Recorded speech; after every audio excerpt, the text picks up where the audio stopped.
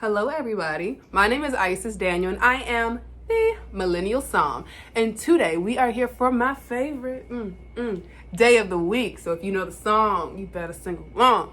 Tasting Thursdays. Tasting Thursdays with your girl, the Millennial Somm. Okay? I am she is me, and we are here for another Tasting Thursday.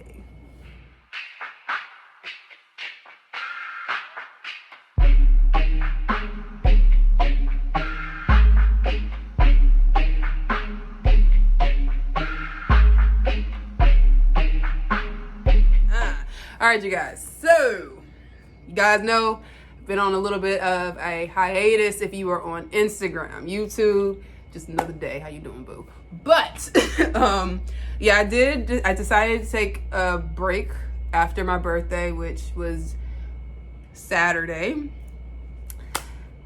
Yo, big 2-6 was good, man. It's happening. It's crazy. But yeah, so I just had my birthday. It's a bit crazy looking over what 25 has been for me. You know, it was a monumental year. Going into 25, I was going through a lot emotionally, to say the least. Okay, y'all want to see some old videos? Go look at the old videos. Your girl was sad. Okay, but you know, there's been a lot of healing. I started going to therapy, and then I also, 26 really started diving in. I said 26, 24. That was the age when I really was diving into my wine. So then after that, going into 25 and really establishing and deciding that I was going to dedicate my life to wine. I quit my old job, got a new one. Just like a whole lot of transitions in 25. So to be 26, I'm sorry, I had to pause on that because that's a lot to just take in for me. But to be 26 and to see the growth that I've experienced over the last year, the dedication, kind of seeing the fruits of my labor as far as being consistent on social media with my tastings, the amount of knowledge, it's been crazy. And to take it another, pace forward, it's really cool to enter 26. I officially am in school again for my WSET level 3. So it's amazing. It's amazing to just see myself continuing to grow and being dedicated to my passions. So that's how I feel right now. It's wonderful. It's a wonderful feeling. For the people who have wished me happy birthday, I want to just take a moment to say thank you so much. But let's go ahead and get to the good stuff. I will be back officially probably around Saturday.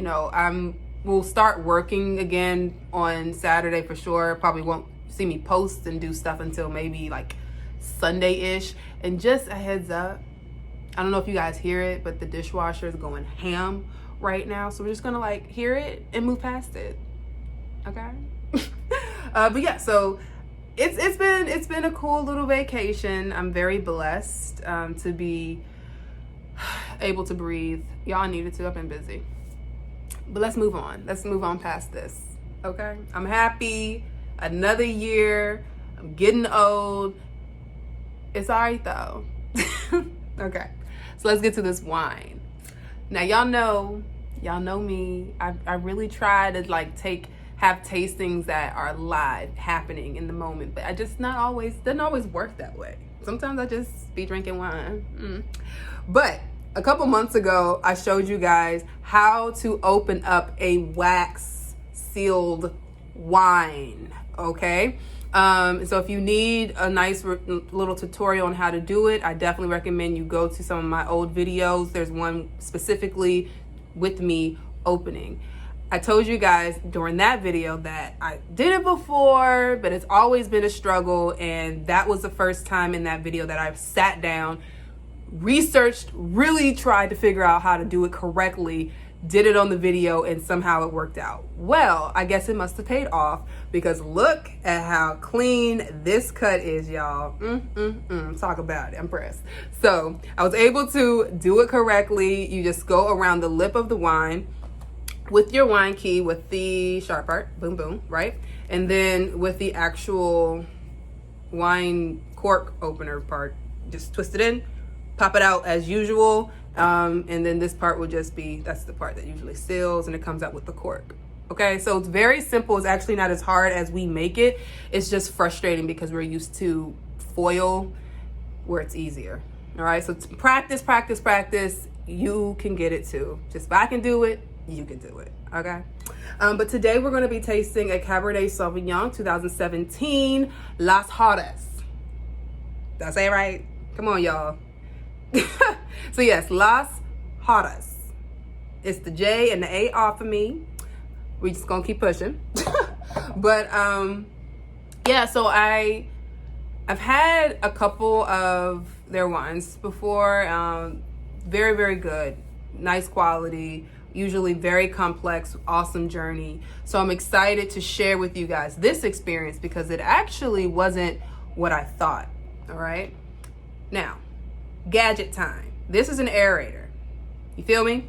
I use this aerator at home all the time, and I don't know why I don't use it online with you guys, but I use this as a tool to help aerate the wine. You put it on, this particular one, you put it on, boop, easy, easy, lemon squeezy, and then as you pour, it aerates. I typically use this for when I'm doing tastings, so you know, I can kind of gauge how much wine I'm really putting in your wine, but then also just to help with the experience, so that it's, you know, getting all the oxygen needed to open that trapped bottle of wine. Feel me? All right, so let's go ahead, open it up, open it up, open it up.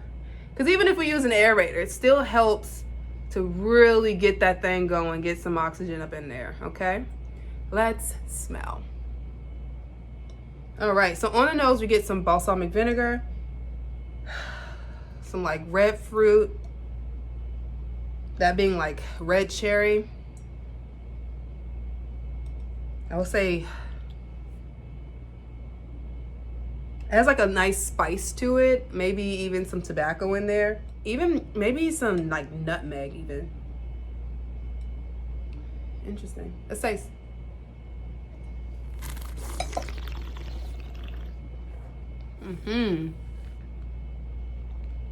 All right, this one is so good. So y'all know how I am about my tannin. I'm sorry, I'm getting stuck because I'm all about filling. When it comes to my red wines, I have very different expectations for sparkling, white, rosé, and red. When it comes to my red wine, when it's going to be that full body, which is definitely a fuller body wine, I love my tannin to be so silky and velvety. I don't mind it. Like, I'm really cool with my wines being like rough, but this one isn't really rough. It just gives a nice pleasant dryness to your tongue, kind of like under your lip right here, like different little patches of texture while you're drinking it. I think it's super cool.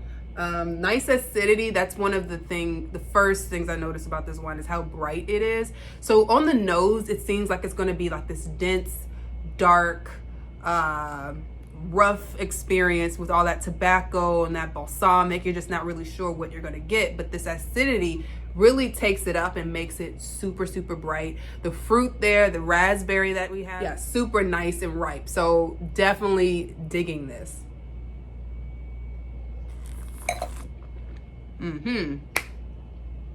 Yeah, dry. This is a solid wine. I'm actually interested in letting it sit and seeing where this goes in about like 30 minutes or so. I don't really think it needs anything else. I just think this is a perfect wine for steaks or anything like that. Just the tannin is so there, cutting that salt if you have anything salty, but then it also has like that nice acidity that is perfect for food. So this is actually pretty freaking awesome. I like it a lot. I don't know if I really showed you guys, Boom Bam Pow. So you can see it. There you go. Yeah, so, and nice artwork. You guys know I'm all about presentation, so I'm totally down for it. But yeah, so that's my review. Let me know what you think, and if you're interested in trying this wine. Definitely let me know if you want me to feature them for happy hour, so I can reach out and get that in the works. But yeah, so moving on, there will be no happy hour tonight. I know it sounds weird, it feels weird. You're like, oh my gosh, what am I gonna do tonight? But don't worry, we will have some wine next Thursday for our happy hour. I'm still on vacation, so let me have my break so I can come back refreshed and totally ready to love on y'all, because you know I miss y'all. Like, you know. Okay, but I love you so much, and I will see you next Thursday. Okay, bye.